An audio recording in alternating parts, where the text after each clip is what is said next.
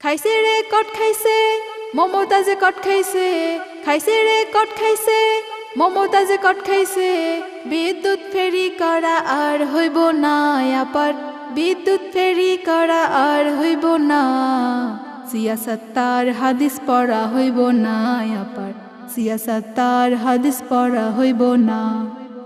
আওয়ামী লীগের দালালি করতো মমতাজ আলেমদের গালি দেওয়া ছিল তার আসল কাজ